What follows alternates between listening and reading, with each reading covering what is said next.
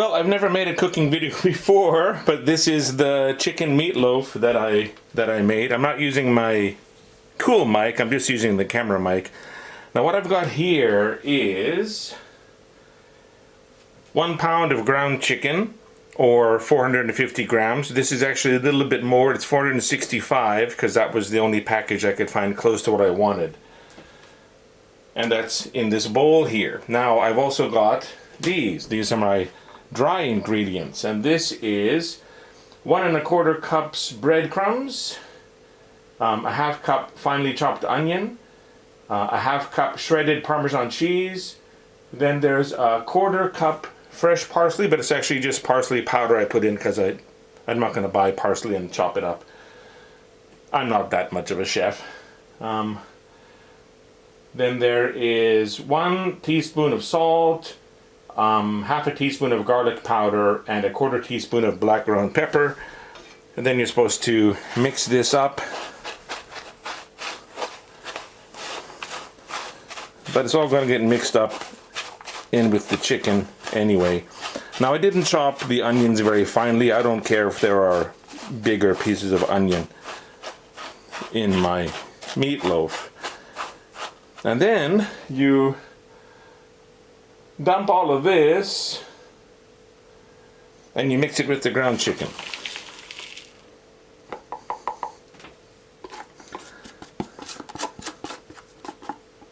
So let's see how that works out. So I'll mix this with the ground chicken. I'm just going to use my spatula for it, not going to get my hands in, because there's still more stuff I've got to mix in here.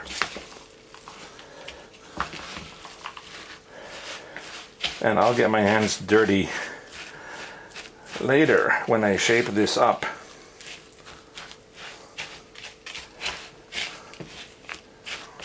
So that's all kind of mixed. Now the next stuff, I'm not a chef. At home, if you're doing this, do it better than I am.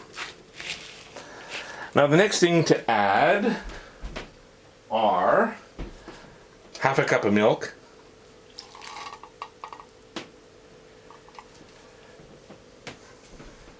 and it says 2, what does it say? 2 large eggs. Well, in Japan, I don't really have interest in looking for large eggs. I'm just going to buy eggs. Now, I got 1/2 dozen. I don't eat eggs, so I only use them when I'm baking. Let's just put these down here. So let's put the 2 eggs in the bowl.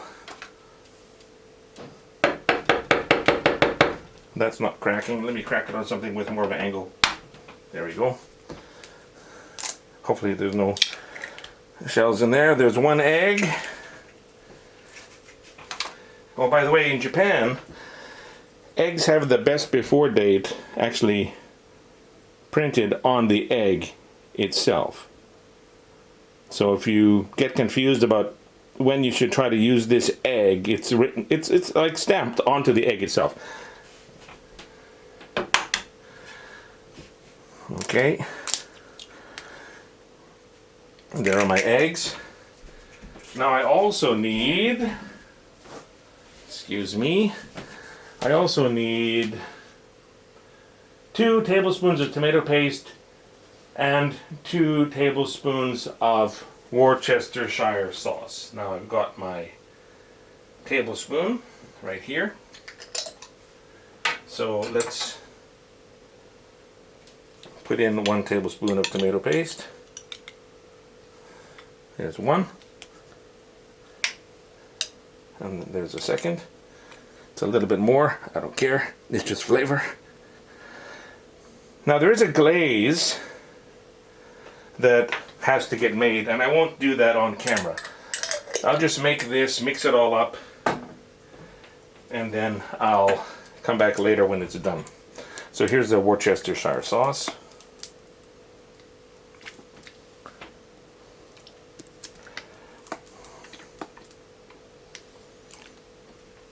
And that's done. So now, mix the whole thing up.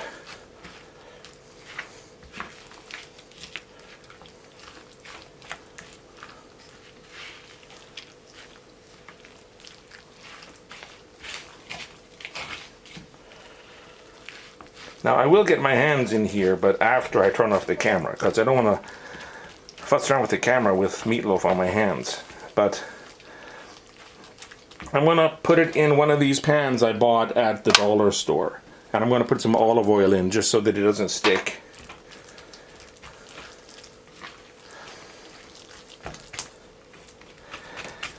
And this is the second time I've made this recipe. I'll put a link to the recipe, or maybe the recipe itself, in the description if you want to make this at home.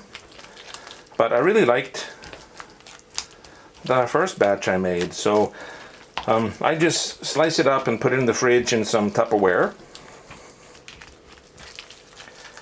And then I can get 4 or 5 days of meals out of it, just having a couple slices a day with something else on the side.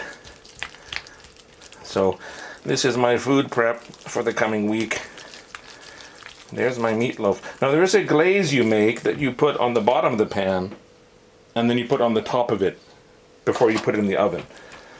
So when I show you how it comes out, that will have the glaze on it. Okay, so that is going to go in the pan and become my meal for later tonight. Now the glaze is really easy. The glaze is just